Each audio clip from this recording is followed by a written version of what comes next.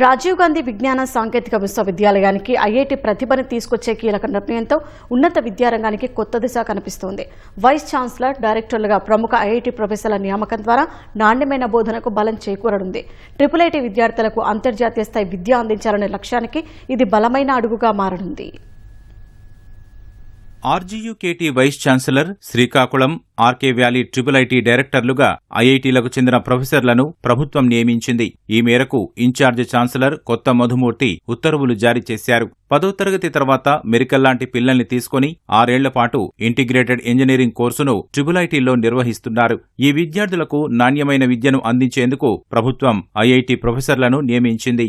RGUKT vice ఛాన్సలర్గా IIT కాన్పూర్కు చెందిన రసాయన శాస్త్ర ప్రొఫెసర్ మద్దాలి లక్ష్మీనారాయణరావును నియమించారు. 22 ఏళ్ల బోధన అనుభవం ఉన్న లక్ష్మీనారాయణ ఐఐటి కాన్పూర్లో 2003 నుంచి పనిచేస్తున్నారు. యుఎస్వి చైర్ ప్రొఫెసర్గా 3 ఏళ్లు పనిచేశారు. వివిధ కోర్సుల బోధనలో ప్రతిభకు గాను IIT Kanpur academic senate chairman నుంచి ప్రశంసా పత్రాలు అందుకున్నారు. శ్రీకాకుళం ఐఐటి క్యాంపస్ డైరెక్టర్గా ఐఐటి హైదరాబాద్లోని కెమికల్ ఇంజనీరింగ్ విభాగం సీనియర్ ప్రొఫెసర్ గిరిధర్ మద్రాస్ నియమితులయ్యారు. సహాయ, సీనియర్ ప్రొఫెసర్గా 27 ఏళ్ల అనుభవం ఉన్న గిరిధర్ జేసీ బోస్ నేషనల్ ఫెలోషిప్ 2015-20ను అందుకున్నారు. షాంఘై ర్యాంకింగ్స్ 2015-19 ప్రకారం కెమికల్ ఇంజనీరింగ్లో అగ్రశ్రేణి 100 మంది శాస్త్రవేత్తల్లో ఈయన ఒకరుగా ఉన్నారు. ప్రతిష్టాత్మక శాంతి స్వరూప్ భట్నాగర్ పురస్కారాన్ని 2009లో అందుకున్నారు. బోధన, పరిశోధనల్లో ఉత్తమ ప్రతిభకు ఐఐఎస్సి ఎక్సలెన్స్ అవార్డు 2015ను అందుకున్నారు.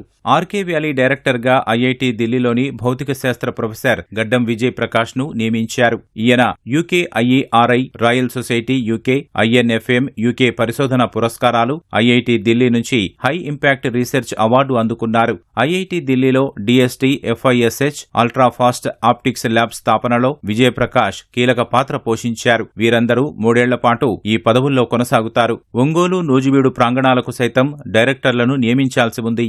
సాంకేతిక విద్యా శిక్షణ మండలి కమిటీని పునర్వ్యవస్థీకరిస్తూ ఉన్నత విద్యాశాఖ కార్యదర్శి కోన శశిధర్ ఉత్తర్వులు జారీ చేశారు. మండలి కమిటీ చైర్మన్ గా ఉన్నత విద్యా కమిషనర్ను నియమించారు. వైస్ చైర్మన్ గా నైపుణ్యాభివృద్ధి, ఉపాధి, శిక్షణ కమిషనర్, కన్వీనర్ గా బోర్డు కార్యదర్శిని నియమించారు. సభ్యులు, ప్రత్యేక ఆహ్వానితులుగా 9 మందిని నియమించారు. సాంకేతిక విద్యను ఉన్నత విద్యలో విలీనం చేయడంతో కమిటీని పునర్వ్యవస్థీకరించారు.